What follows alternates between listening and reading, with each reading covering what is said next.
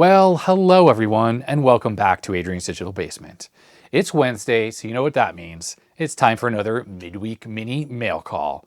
We're actually up to number 25 now, which is quite amazing, but these videos just keep coming and coming because thanks to viewers like you, I just keep getting some amazing donations. So without further ado, let's get right to it.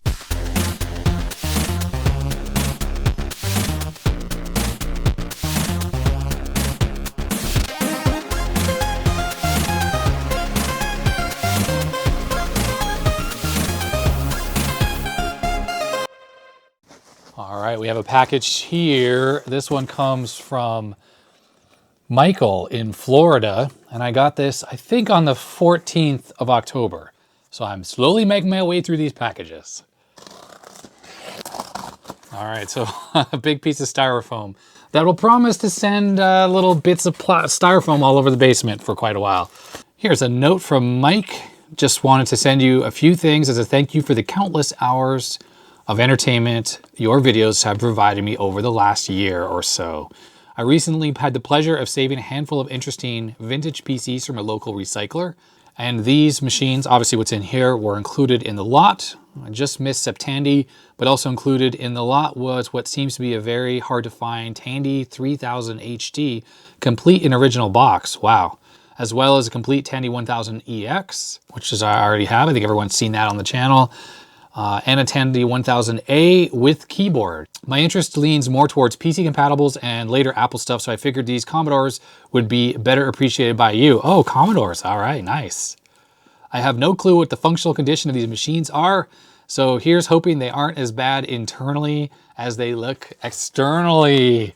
Now my interest is really piqued. Okay, well we have a cartridge here. Oh, hey, look, 16K RAM expansion for the VIC-20. Well, I can see through the packing material.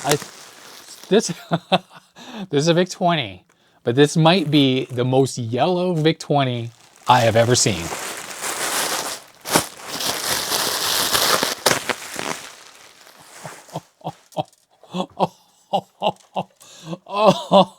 Oh, wow.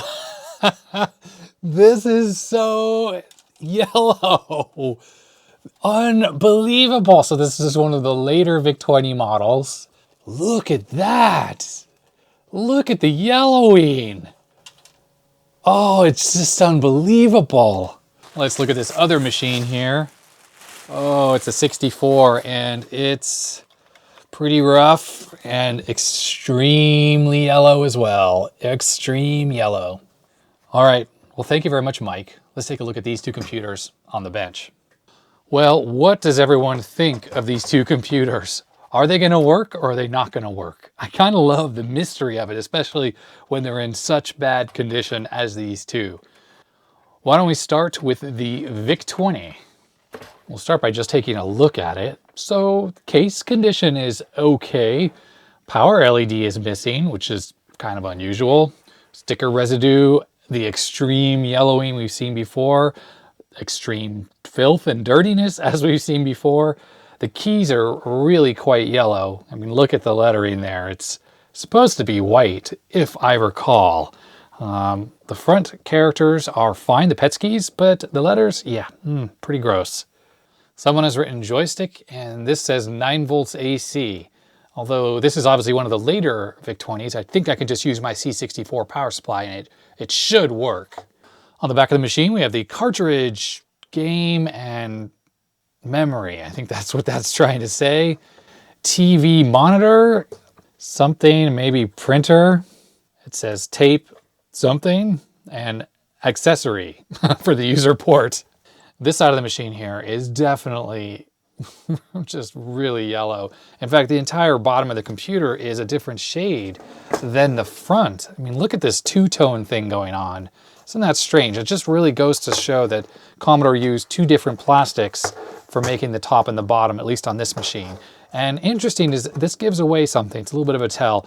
This top cover was clearly also destined for Commodore 64 use. Obviously the color was different because this notch right here, that's the cutout for the RF modulator RCA jack for the RF output. Clearly that doesn't do anything on the VIC-20. So probably this molding was originally from a 64 and they just put the color back to make more VIC-20s, or who knows really. The bottom has extreme, extreme yellowing. Sorry, the furnace just came on. Hopefully it's not too loud on the microphone. So made in US, this one is, and it's odd how it says 117 volts, 1 amp. I mean, clearly this computer itself doesn't run on 117 volts. So there's a little bump in the plastic here, telltale sign. Actually, there's one all the way around here, telltale sign that someone has been in here and put screws that were maybe too long, or I suppose that could have been from the factory. It's interesting, there's this weird pattern here from the yellowing, like as if maybe this was sitting like this and the sun was hitting the case at an angle and there was a shadow. I'm not too sure. Anyhow, as Dave Jones says, before we turn it on, take it apart. I can't do the Australian accent, so sorry about that. I really have to wonder where the power LED is. Obviously inside here. Okay, well the clips aren't broken. Here is the power LED. It's just floating around inside the case. Looks like the little thing that holds it on is gone. All right, well, one thing is apparent. This machine has been exposed to the elements. Look at the RF shield here. Check out how rusty that is. So this is the later short board or small board revision. I'm not sure what it's actually called. I've never seen one of these in person. I have two VIC-20s and both of them are the long version or the big board that has the regular 9-volt input here. You can't just use the Commodore 64 power supply. But take a look at these two MOS chips here. Look at that corrosion on the legs of these specifically. They're not looking so great. These two aren't looking great either. This is what, 6502 here, and I'm not sure what that is, probably some logic chip or something. Anyhow, let's plug in the RetroTink into this and we're gonna give it a test. Here we go. Nothing, no video even. Well, I don't want to make this a long repair video, so I'm just gonna turn this on and see if I'm getting at least power on the bypass caps. Yep, we're getting just under 5 volts. Hey, wait, what's happening here with the RetroTink? I think this is nothing. This is not actually it working. Oh, this is weird. The screen is now black, and if I turn the computer off, it goes away. So it's getting a black screen. So I think I'm just going to, oh, the power LED is on, by the way. It is incredibly dim. I'm just gonna quickly pop this cover off. Let's take a look underneath at the VIC chip. So I haven't actually seen one of these boards before, but this VIC chip, this is the VIC, not the VIC-2, it's just the regular VIC, and that's what the graphics and sound chip is on the VIC-20. It is soldered onto the motherboard, so I can't even do a quick swap to see if that's the problem on this board. So I guess that means for this VIC-20, there'll be a future VIC-20 repair video coming up. Cool. One more thing on this VIC-20 before I move on to the 64. A lot of people say when they see a yellowed machine like this, at least on my channel, that it was due to smokers, and this is nicotine.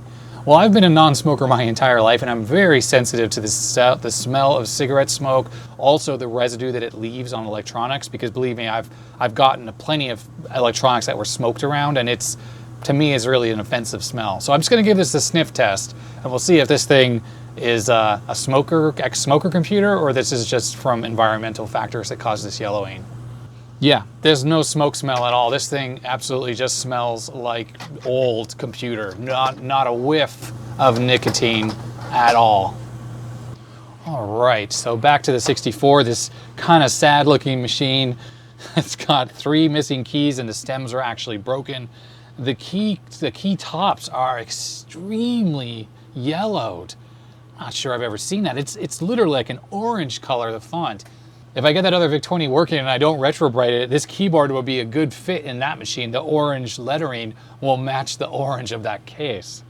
This one also has sticker residue in exactly the same spot as the VIC-20. It's also missing the power LED, which I assume just fell inside. On the side of the machine, some interesting things are going on here. There's sticker residue that's almost like one of those warranty void stickers. That's weird. But take a look at the side plate here with the bright white writing and the square cutout for the power connector. That implies one thing, that this is a Rev A Commodore 64 board. So this is potentially a nice old machine. And if we look on the back, that is confirmed by the video port here. It only has 5 pins, which indicates this is definitely a Rev A board. The back part of the computer here sort of has the original coloring. Definitely there's some extreme yellowing going on the top. This side's clean, but it's got the yellowing going on as well, as does the front here. So this is interesting. The Rev A machines that I've seen have the sticker in the center here, and it was only later that Commodore moved to this larger sticker because they had to put this FCC writing on here. Originally, Rev A had the C64 sticker here with the serial number, and it had a separate sticker on the side over here usually for the FCC information. They sort of combined it, and because of that, they just slapped this sticker on lazily, and they leave this space blank.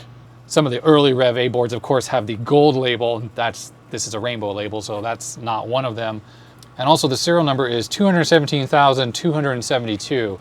Not super early in the manufacturing chain of these machines, although perhaps that is early in the grand scheme of things. I think there are Rev A boards that are a lot lower, and if it has the gold label, it definitely has a lower number than that. All right, and as Dave says again, anyway, you know what we say here on the EEVBlog, don't turn it on, take it apart. Opening that VIC-20, the case really had a good crack on it, which would imply that it wasn't opened a lot. The clips on the back, the clasps that hold the case together, they were not broken.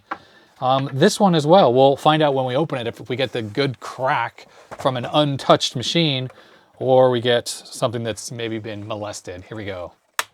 Oh, okay. Oh, wow, it's missing parts. All right, well, let's take a closer look at this thing. Okay, so right off the bat, definitely a Rev A board. Usually there's a serial number sticker. This might be here, right here, 188,251. So that does not match the serial number on the bottom of this computer. So that would imply that this was a mix and match. I'm not positive that that is the serial number for the computer. If Commodore 64 experts out there know, please let me know in the comment section. But this machine is kind of rough as well. Look at the rust on the RF modulator. So probably exposed to the elements, just like that VIC-20. The chip right next to the SID socket, though, is the PLA, and this is the old Signetics 82S100. So these chips are extremely reliable. These were actually purchased by Commodore and then programmed. So this is not a mask ROM. I've talked about this on previous videos. There is almost a sure chance that this is a good chip. All right, here's the CPU from the 4th week of 83. Character ROM is the 1st week of 83.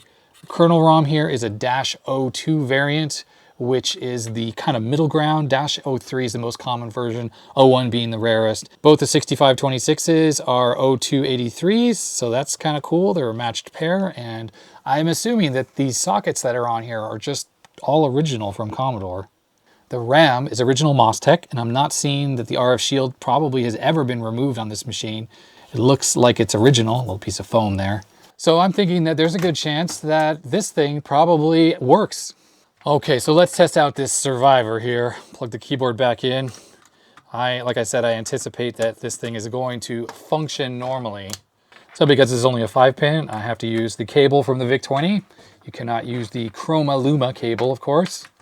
All right, everyone, place your bets. Is it gonna work or is it gonna not work? Here we go. Oh, it's not working. Look at that. Got some garbled garbage on there. Let me just quickly check the bypass caps here for correct voltage.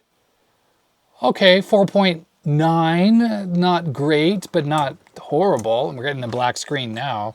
And we're just gonna do a quick check for the 12-volt regulator here. 11.7, a little low, but not horrible. As one final test, I'm just gonna put some Deoxit in the cartridge slot, and then I'm gonna stick my, there we go, and I'm gonna put the dead test cartridge in there. I just wanna see if it shows up at least with dead test. That's a good final test. Okay, the dead test cartridge is in. Let's just see, what do we get? All right, well, we're getting a picture here. Let me just switch it into color mode. There we go. So first off, the picture is very dim, which is okay. That's because this particular Rev A needs a resistor added in the video circuitry. Commodore manufactured a lot of these boards with the wrong resistor on the output circuitry, causes the video output to be really dark. So it's an easy and quick fix. But we're seeing, we're definitely getting corruption here, which is interesting because when you use dead test, that takes the character ROM out of play, and we're still getting corruption. So I'm thinking, well, we'll find out. It seems to be running, so that's weird. That could be a PLA fault. It could easily just be a bad contact in one of the chips as well. Interesting, so the RAM test came back good, color RAM came back good, screen RAM came back good, and yet we're getting corruption. And it actually finished all the testing there. Everything is good. So that's really interesting. I'm wondering if the VIC-2 chip has a problem. All right, well, I'm glad there's some signs of life when it comes to the dead test. Definitely some work needs to be done on this machine. Very interesting is the little holder for the LED. I found it in my shoe. Can't quite explain that, but it's this ring here. Sorry, I just put it in on the thing here. It is this ring. So you slide this over the LED like that, and then you put it into the top of the case. And I'll do that right now, actually. Push the LED through into the case. Oh, wait, actually, no. The ring that was in my shoe was from something else because there was another ring on the case already. Anyhow, so you push this through so it pops out, and then there's a little bit of a holder, and you slide this ring over it, and that holds the LED in there. So I guess maybe the other one's from the VIC-20. I'll put them both on the wire there, and I'll deal with that when I repair these computers.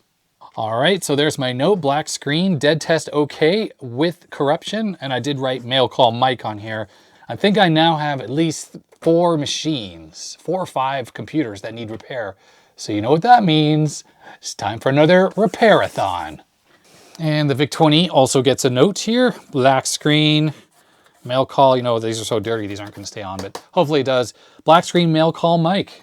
There was also this RAM expansion that Mike sent along. I will not test this now because my VIC-20, unfortunately, is mostly inaccessible up in the in my crawl space. And what's really cool, this is the only RAM cartridge I actually have. I don't have any other VIC-20 RAM carts, so that's pretty sweet. So very sweet. Mike, thanks very much for rescuing these 2 computers and for sending them to me. Watch for them in an upcoming repair-a-thon. All right.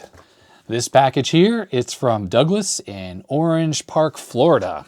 I got this on the 26th of September, so I'm creeping my way towards October. Hi to all my viewers in Florida. Doug writes, Adrian, I'm a big fan of your channel and thank you for your PLA GAL video and now have 5 glorious backup PLAs. You really have to thank Daniel for that project. I just made the video. He did actually all the hard work designing that GAL-PLA board. If you haven't seen that video before, I will put a link to it in the description below.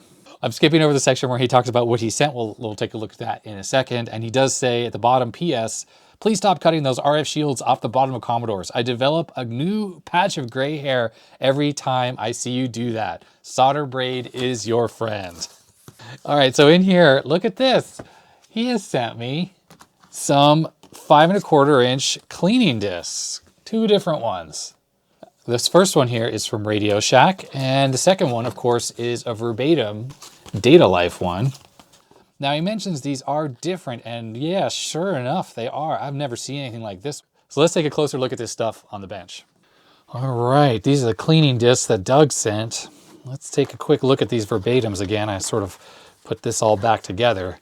This is that very interesting version of these discs where there's these little kits, I guess. I'm almost afraid to open one of these, but I suppose I should. Let's take a look at this paperwork that comes with it. So a little flyer here for Data Life Plus. Is this the cleaning disc itself? No, these are the discs. It's the ultimate protection. Fights fingerprints, protects against spills and data loss. I wonder how, oh, so it's coated with Teflon.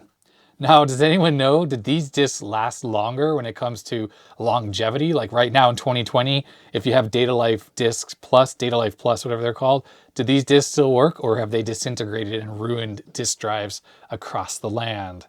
Looks like if I fill this out, I can get a free disc. You think that's still a valid coupon? Probably not. All right, these look like the instructions for this cleaning kit, for this one with these pads. 5 1/4 inch or 8 inch head cleaning kits. Read all the instructions before opening the cleaning discs. Reusable jackets designed for use on a single or double-sided discs. If you're cleaning a single-sided drive, do not remove the window tab. So people have talked to me about this before, saying that I need to cover this if I'm doing a single-sided drive because otherwise there's a felt pad that pushes on the disc and it gets rubbed on by the cleaning surface. So I have now since stuck something on there on my other cleaning disc, which incidentally is right here. It's a Memorex one, and there it is. There's my little crappy pad that I stick on there. And then this is the side that would clean a single-sided drive. And if I'm doing double-sided, peel this off, and then I can get both sides cleaned. What I don't get about this is once I peel this off, is that a one-time use sticker? And then I'm gonna have to do something like I did on this to make it compatible with Single-sided drives again. I guess they assume that you don't have a ton of disk drives. You're cleaning one type of disk drive with your cleaning disk. And if you need to do a different drive that's double-sided, buy a second set. So step 2 is remove the pre-saturated cleaning disk from its foil pouch. Do not use scissors or a knife to open it. And there it is. Tear open. Insert the pre-saturated disk into the open jacket. And then you insert it label side up. Head should be engaged for 10 to 15 seconds. After cleaning your drives, remove the jacket and discard the cleaning disk. Remember, the pre-saturated disk should be discarded if exposed to open air for longer than 3 minutes. So this is just not a great cleaning disk, I have to say. So I'm not sure if this is what you got when you bought it new. Like, has anyone ever used this? But it appears that you get 6 cleaning packets. So you get 6 uses out of this? I mean, give me a break. I have used this thing. I mean, I had a label originally and that fell off a long time ago.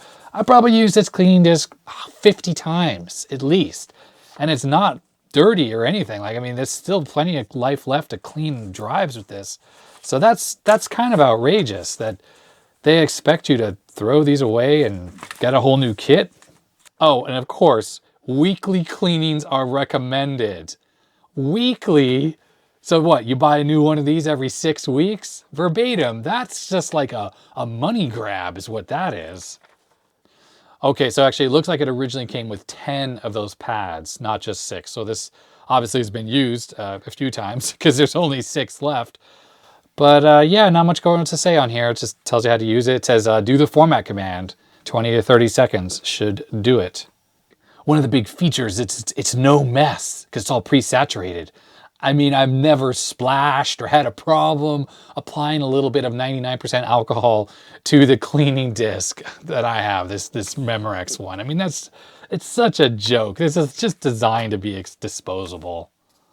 All right, and this other cleaning disc is from Radio Shack here, and because your heads may be dirty, it only takes a minute amount of dust, dirt, or magnetic oxide particles on your drive head to cause problems. Well, the magnetic oxide, that is a real common issue now. With these discs degrading, when you go to use one in your drive, if it doesn't sound totally normal and you hear like a scraping sound or anything like that, or if you take the disc out and you look at the media surface and you see grooves, there's a good chance that the glue that binds the magnetic oxide to the disc has weakened or failed, and it's now scraping off that magnetic oxide and it's ending up on your drive heads. And at least once, I had a mail call disk drive that a user sent me as a 1541-2 for a Commodore. He said it wasn't working at all after he tried to read a few discs. All that drive needed was a head clean. And I did use a Q-tip because I visually inspected it and I saw the buildup.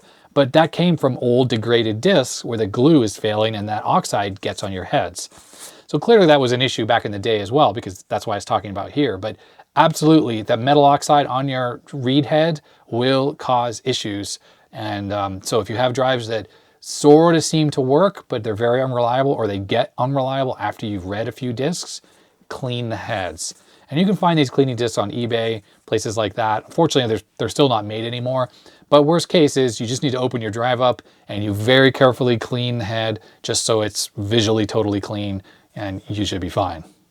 Radio Shack's recommending you only use this disc 15 times. In fact, here it says discard clean disc after 15 uses or if discoloration appears. I mean, yes, if you use it and you start to see a whole lot of marks and stuff on there, absolutely you should discard the disc.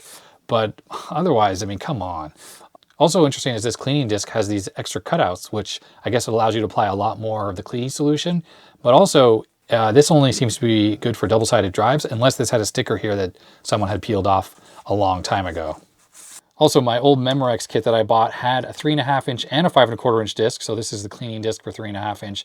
Both of the labels have come off, unfortunately. And it came with the cleaning solution bottle, but it had leaked out. And that's why the labels had come off. It was in the packet. I think this had no liquid in it at all. And I think it had disintegrated the glue. Luckily, these discs still work fine. And I just had to put some new cleaning fluid in this little squeeze bottle. And taking a look here, it says head cleaning solution. I don't know exactly what was in here originally, but it does just say contains isopropyl alcohol. So I saw that and I just filled this up with 99% isopropyl alcohol, which I happen to have. I bought some at the store. And then this seems to work great. I have successfully cleaned many drives with both of these over and over again. And it's actually great to have some more cleaning discs. So next time I clean a drive on the channel, I will actually go ahead and try to use this verbatim one to see if these pouches still have some life left in them. But if you've ever used those little alcohol swab wipe things, if you have those sitting around for years, they lose the alcohol. It sort of evaporates out, even if they're foil pouches like these. So there's a good chance that these don't work. Anyhow, Doug, thank you very much for thinking of me and sending in some more cleaning discs to mail call. All right, we have a package here. Oh, no name, but it's from the great province of Ontario up in Canada. Hi to all my viewers in Canada and in Ontario. I think Ontario is the most populous province in Canada. Of course, it has Toronto in it, which is the most populous city in the country. As I mentioned before on the channel, I'm from Montreal, Quebec, but I have family who lives in Toronto, and of course I have been there before. It's a pretty wonderful city. So let's check out the note. This comes from Adam, and he writes, Adrian, you had mentioned your D-pad controller and pad switcher 64 video that you didn't have an OEM SNES controller. Here you go. That's right, I only have one of the clone controllers and it doesn't work very well. When I saw your video, I knew that you had to have one. Also included in the, oh boy, okay. Gotta bring out Rammy here. I gotta bring out Rammy. Also included is another batch of old RAM. I had previously sent you some, which you already included in a mail call. I have no idea if any of these work. Please take care. Thank you very much. Well, thanks very much, Adam. Right on the top of the package here is the real deal, the actual SNES controller. And of course, here's good old Rammy. All right, let's just quickly take a look at this. I'm not going to focus too much on this memory here because as I mentioned, I have shown a lot. Okay, so there is some 30-pin memory here. Looks like the 30-pin RAM is 1 meg and maybe some 256. And then there's a whole bunch of this stuff, which is 72-pin memory. I have so much of this stuff. I'm gonna have to do some kind of a photo montage with Rammy here, surrounded with memory. Anyhow, thanks, Adam. Let's take a look at this controller on the bench, see if it works well. All right, here's the Super NES controller that Adam sent in. Gotta say, it's a pretty great design. I just love these. I never had a Super NES growing up. I think I mentioned that before on the channel. But I do like the feel of these controllers. It just feels very natural the way things fall. Now, does this thing have what looks like a cigarette burn on it? Is that what that is? I almost feel like that's a cigarette burn. Here is the clone controller that I got with the pad switcher 64. Oh, it obviously has exactly the same layout, but the plastic on the clone one feels very cheap and it's very hollow. In fact, you could just, you won't be able to see it, but it's very squishy, the whole thing. You can squeeze it. And while the D-pad and the buttons everything are in the same exact layout, I do notice that the actual real NES controller, these top two are concave and these two are convex. All of these are convex. But they just, the biggest thing, the buttons are fine on the clone one. The issue is the D-pad. Trying to figure out a way to show this, but the D-pad on the clone controller, it feels like it's just got too much movement to it. And you really got to push it all the way down for it to do anything. And on the real one, it's a lot less movement. Now, this could be a very worn out controller. I don't know, but I'll have to test it in a second on a real 64. But I think things just feel very responsive because you can put your thumb in the middle here and rock back and forth. And it's just very easy to send the character in all the directions. This one, rocking it here, the whole thing just kind of pushes in. I don't know. It just does not feel good. And yes, I think this is a cigarette burn because I just gave this the sniff test and I do smell the nicotine smell on the D-pad on the controller. So yes, not yellowed at all, but definitely was used around cigarette smokers. All right, let's bust out the old ZIF 64 here and let's plug in the pad switcher 64, which I now have connected to the real deal joystick. I gotta say, I really love this thing. It is just excellent to use. Look at that, just pops right on. Cable sticks up like that, so it's not sticking out the side of the case, looking all ready to be knocked and broken. All right, we have Hero here, and this is a perfect game for the controller because you have to push down for the bomb and you have to push up to fly. So now I have buttons to do both of those things. So I can push this button here for down This fires. Oops, okay, sorry, I just died. I'm not on the first level here. I'm a little further. So this button here makes you fly. This is the fire button, and then this button here drops the bomb. There it goes. Whoops.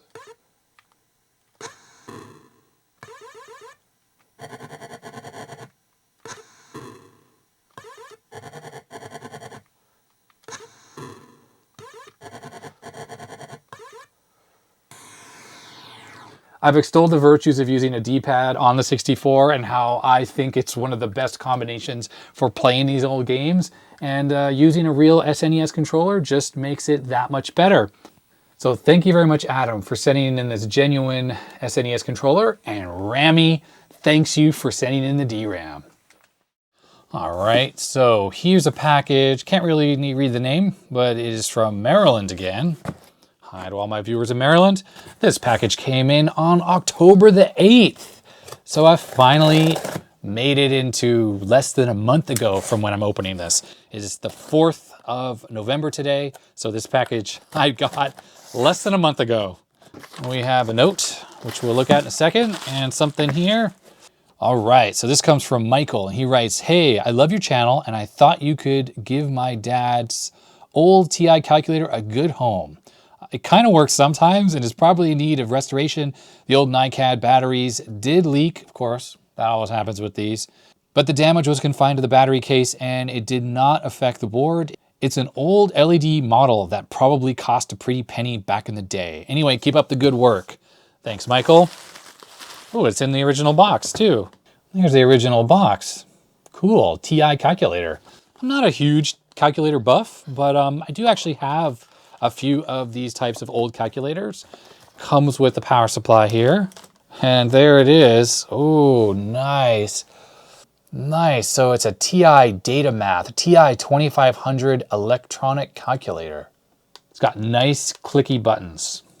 Like I had said, I'm just not an expert on these. Let's take a look at this on the bench. So this is Michael's father's TI calculator. Trying to get it where there's no glare from the lights, that's hard. Texas Instrument, electronic calculator TI-2500. TI Incorporated, Dallas, Texas. On the side here, a time-saving quality electronic calculator from Texas Instrument. Definitely time-saving. Same on that side, nothing on the back. Let's pop this open. So the foam has definitely seen better days. Look at this little paper here. Charge battery pack before portable use. A rechargeable battery pack is built into your calculator. Charge in the off position. Okay. So here's the power brick that it comes with. 6 volts AC, 175 milliamps output. And that is the little connector that goes into the calculator. Here's the calculator. It's got some residue from that foam that's sort of disintegrating. It's all over the case a little bit. Shouldn't affect the calculator too badly though. And there it is, there's the calculator. It's kind of a cool design. When you look at the side, it has a sort of a sloping gap here that feels a little weird, but right here, this appears to be the power switch. Looks like the battery gives you 4 to 6 hours of operation. That's pretty good considering LED display is not LCD like modern stuff. I'm not sure the year that this came out, but I suppose at the time, regular calculator operations maybe weren't totally known to everyone, so they give you some examples. It's cool. The buttons are quite clicky, which is nice. Kind of a positive click to them. There's the red lens over those LEDs. Hope they still work in there. And then there's a switch here. I don't have the manual, but it says chain and constant. So that obviously affects the operation of the calculator to some extent. This definitely has the feeling of leaky NiCads, sort of a sticky-ish feeling to it. And take a look at this. Look at all that residue. That's probably from the leaky batteries. And there's the sticker on the top here. Be nice to me. I gave blood today. That's funny. I wonder if his father worked for the Red Cross, something like that. The furnace just shut off, so hopefully it's a little quieter on the camera. Let's open up the battery compartment here. Let's take a look at the damage inside. Oh dear, dear, oh dear. That's a mess. Well, I think this thing's going to need a little bit of TLC. I think what I'm going to do is just give it a quick test with the AC power. Hopefully it works fine without batteries in it. And then I'll have to disassemble it and give at least the back case a good soaking in vinegar and try to clean up that disastrous mess. That's why it feels so horrible on my fingers. And yeah, that is not a happy calculator. See that we have a very flickery digit there. Yeah, unfortunately, it's almost sure that this NiCad juice has made its way inside the calculator and is wreaking havoc on the PCB. A good cleaning may or may not fix this thing. I just cracked open the calculator to take a look inside, and actually I thought the corrosion would have made its way onto the PCB, but it definitely does not look like that's the case. Although I see at least one broken wire here. That wire is gone. It does look like the DC power from the jack does make its way inside to the main PCB. Oh, actually, correction. I do see some corrosion right there. It looks like maybe a wire went there. Could be that this battery, whoa, wire, that just came off. It could be that this originally connected right there. It might be that this doesn't operate properly without the rechargeable batteries in here. Not totally positive about that. Well, I'm going to desolder these wires from this board here, marking where they were attached. And then I'm going to try to go clean this up, this part with some vinegar to neutralize that extreme base from the NiCad batteries. So I fired up the DC power supply. I have it set for 6 volts, 280 milliamps. And I connected 2 wires to the PCB where the red, which is right here, wire was. I put a plus, and the black wire was here. I figured this thing actually needs DC, and I'm sure that AC power supply that I actually plugged into this thing without the batteries was probably sending AC into the circuit itself. But I have a feeling those batteries are needed to take that AC and convert it into DC for the calculator. So let me turn on the power supply and see what I get. Wait, hey, there's a 0 there. And it is drawing 76 milliamps at 6 volts. All right. Okay, let's see if these buttons work. 1, 2, 3, 4, 5, 6, 7, 8. Okay, well, it's only eight digits. 9. Let's see here. 10 divided by 5. 2. 10 times 5. 50. 50 minus 20 is 30. This thing appears to be working. 36 plus 36, 72. Oh, wow. Now I'm looking in the camera and I noticed that the screen's not super clear, but it is to me. That looks really good. Let's fill it up with all 8s. So that's maxing it out. 156 milliamps on my power supply at 6 volts. I'm going to turn down the voltage at 100 millivolts at a time. I want to see when the screen starts to dim. So we're at 5 volts now. It still looks good. We are now at 4 volts and it's definitely dimming out. Okay, so that's about the threshold there. That is currently 3.6. It's very, very dim, but I still see it. But if we go up to 4.7 volts, it's looking pretty good. Well, so at 5 volts, this thing actually is pretty clear. So this is what I've decided to do. Now you notice I must have done a bit of a jump cut here because the calculator no longer has the label on it and I have cleaned it up. And the whole thing is looking really nice, very clean, very shiny, and yeah, just generally in great condition. If we turn this over here to the battery compartment, if I remove this because I've already loosened that screw, you'll notice here that there are no longer any battery contacts in here. Well, there's this one down here, but that one was hard to get out. These just popped out. When I cleaned up the battery compartment with vinegar, there was a very strong reaction. There was a lot of the NiCad leftover juice still in there and it was reacting with the vinegar. And the contacts, unfortunately, had become very corroded. And when I used the vinegar, they lost their plating. And because of that, they would just corrode very quickly again. And I don't have a way to replate them. So I decided just to remove the battery contacts altogether and make this thing AC powered entirely, or externally powered rather, not AC powered. But as you saw, with this original power supply, which is AC, I was unable to run this thing. the batteries are absolutely necessary and they must be installed, the rechargeable ones, in order to be able to use this AC adapter.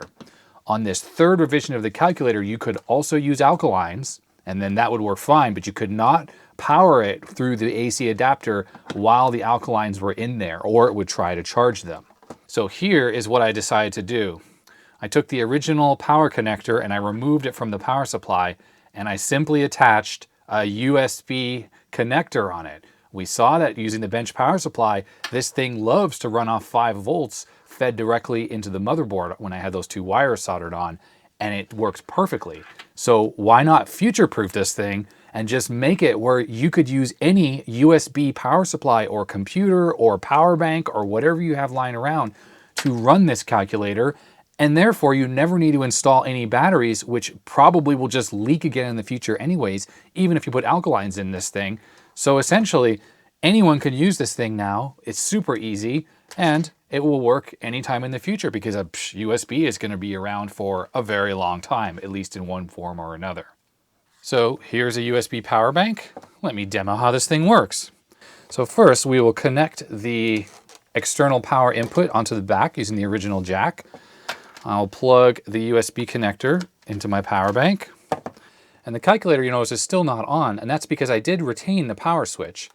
And if we turn the power switch on, there it is. Now what's awesome is this calculator works absolutely perfectly. I can't find any faults of any kind.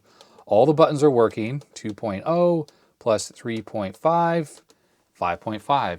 Looking on the screen of the camera, the display on the calculator looks a little dim, but to my eyes, it's actually not. When you look at this straight on, it looks great. Those little LEDs, I just love how they look. So there I have lit up all the segments, except I think the C segment has capability of showing an 8, but there's no way to do that on the calculator. And yeah, it looks really good. Now, from a power consumption standpoint, I was measuring at 5 volts around 70 milliamps, and that means that one of these power banks could run this calculator for a very long time. But as I said just a moment ago, I think the beauty of USB is how ubiquitous it is and how idiot-proof it is.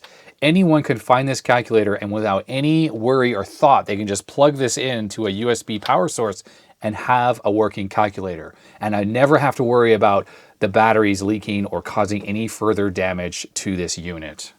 Now I'm going to add that I'm aware that this modification I've done here is probably going to be somewhat controversial, at least to the calculator fans.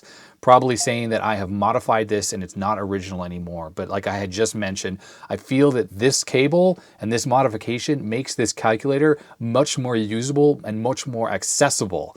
And having to use NiCad batteries in there, that or even nickel metal hydrides, that is just not a recipe for long-term good use of this thing.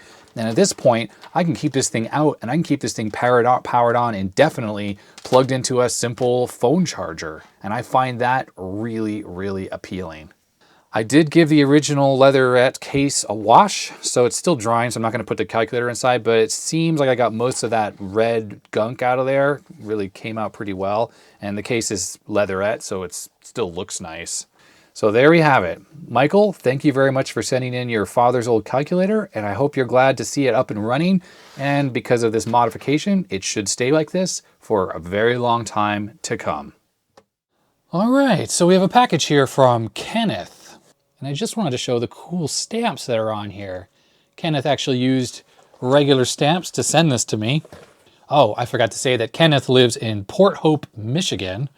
And I got this package, oh, here you can see it right here, October 23rd. All right, so in the note, Ken writes, Mr. Black, I very, very much enjoy Adrian's Digital Basement. I hope you produce them for many years to come. Enclosed are some extra processors that I have, probably far from vintage, but likely to be considered outdated by today's standard. And he lists the processors, and he says, if you have no use for them, please pass them along to someone who can use them. And I will do just that. And it looks like we have 4 64-bit processors from PCs, 2 AMDs, and 2 Intels. So let's just take a quick look at this on the bench. Intel and AMD CPUs. Now, these are the ones that Ken sent in. Let's just quickly take a look at these. I can tell that this one I'm opening is an AMD because it's still got pins on the bottom. Intel switched to a pinless design in some of the more modern processors. Yes, some of these pins are bent. Not sure how that's going to come out on the camera. But we have an AMD Athlon 64X2, so some kind of a dual core 64-bit processor.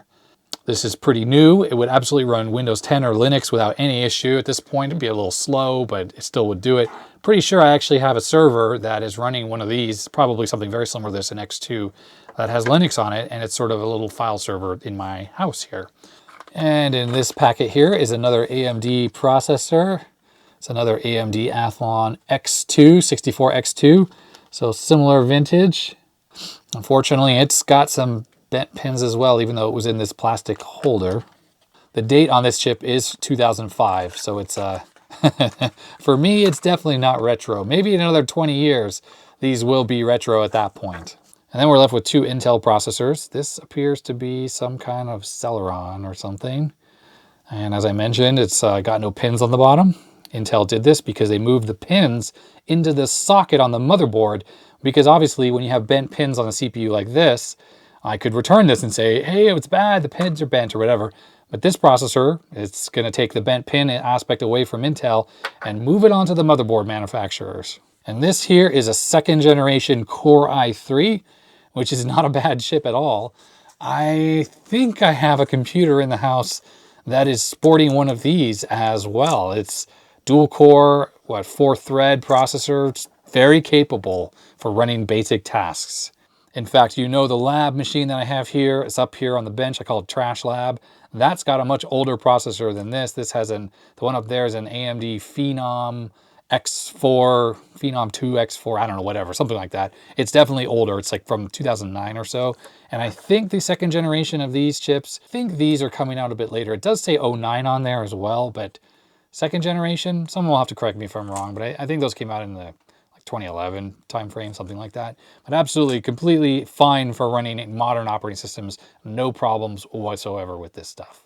So yes, definitely these CPUs are on the new end of things. I prefer stuff from the 70s and the 80s and maybe a tiny bit into the 90s. But other than that, it's not really my wheelhouse, just because I think I've mentioned this before.